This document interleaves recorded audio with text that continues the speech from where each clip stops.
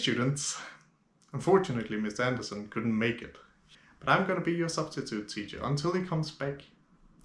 That's at least the plan. And Mr. Anderson here told me that we're going through some biographies from various different famous people.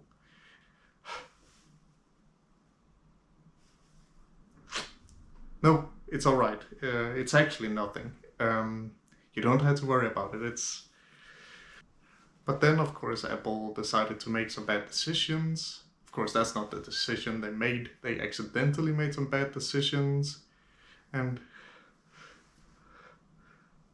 hold on, guys.